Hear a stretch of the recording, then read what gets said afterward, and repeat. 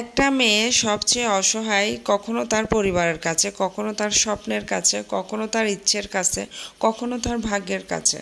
আসসালামু আলাইকুম, কেমন আছেন সবাই? নতুন আরো একটা ভিডিও নিয়ে চলে আসলাম আপনাদের মাঝে। কথা বলতে বলতে কখন কি বলে ফেলি আসলে নিজেই জানি না। নিজের অজান্তে নিজের কথাগুলা কখন আপনাদের সাথে শেয়ার করে ফেলি। আপনারা কেউ কখনো খারাপ ভাবে নিবেন না, ভাই ক্ষমা সুন্দর দৃষ্টিতেই দেখবেন। মানুষকে হারানোর কষ্ট কতটা বেদনাদায়ক, যন্ত্রণাদায়ক হতে পারে তা আমি খুব কাছ থেকেই দেখি। মাঝে মনে হয় এই তো সেদিনেই তো হাসপাতালের বেডে বসে বসে সারা রাত জেগে জেগে না ঘুমিয়ে কতই না স্বপ্ন দেখে এবং স্বপ্ন গড়েছি, অথচ কি বোখাই না ছিলাম আমি। তখনও আমি বুঝতে পারি নাই যে আমার স্বপ্নগুলা একদিন আমার দিন নিমিষেই ধ্বংস হয়ে যাচ্ছে বা শেষ হয়ে যাচ্ছে, নিঃশেষ হয়ে যাচ্ছে। তখনও আমার বুঝার সেই ক্ষমতা হয়নি। ভাগ্য আমার সাথে তখনও যে নিষ্ঠুর খেলাটা খেলতেছে আমি তখনও বুঝে উঠতে পারি না এই জীবনে। অথচ আমরা কতই না স্বপ্ন বেঁধেছি, কতই না স্বপ্ন দেখেছি, কতই না কত কিছুই না পরিকল্পনা করেছি।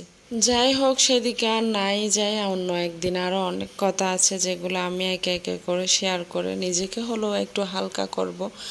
এখন হচ্ছে রান্না বান্নার পালা। রান্না বান্না কি আর করব, রায়হানকে স্কুলে পাঠিয়ে একদম খিদা লেগে গেছে। সকালে কিছুই খাই নাই, আর আজকে কিন্তু নাস্তাও ছিল না বাসায়। অনেক সময় অনেকগুলা রুটি বানিয়ে ফ্রোজেন করে একদম টানা 1-2 সপ্তাহ খাই, আবার দেখা যায় একঘেয়েমি হয়ে যায়, খেতে ইচ্ছা হয় না।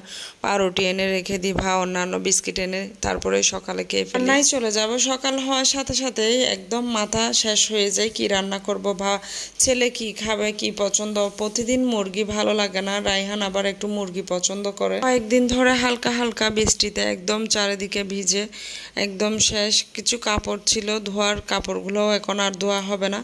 এদিকে ওইদিকে পুরো বাতাস আর বাতাস। আর আমার বাসাটা এমন একটা জায়গায় বিলের মাঝখানে ধরেন, বা আশেপাশে নতুন আবাসিক হওয়ার কারণে এখনো অনেক বিল্ডিং হয় নাই বা হচ্ছে এরকমই, যার জন্য দেখা যায় আমি অনেক বাতাস, একদম ফ্যানও লাগে। পরিবেশে থাকতে ভালো লাগলেও আসলে খুব বেশি দিন আর থাকতে পারবো না, চলে যেতে হবে নিজ গন্তব্যে। কোথায় যাচ্ছি বা কি করতেছি একে একে সবকিছুই শেয়ার করব। এখন রান্না করার জন্য দুটা ফ্রিজ ঘেটে কোথাও কিছু পাচ্ছি না, অবশেষে মাছের একটা পেলাম, সেটাই বের করে সেটাই রান্না করব। যদিও মাছ একটু রায়হান খুব পছন্দ করে করবো। আসলে প্রতিদিন মুরগি আমার ভালো লাগে না, কারণ আমার ছেলে একটু মুরগি প্রিয়। সেই মুরগি যখনই রান্না করে দিই তখনই পছন্দ করে, কিন্তু আমি ভাবলাম যে না, একটু মাছের রান্না করি। যে সব মাছ মাংস প্রায় একদম প্রায় না শেষ বললেই চলে, কারণ খুঁজে খুঁজে রান্না করতে হচ্ছে।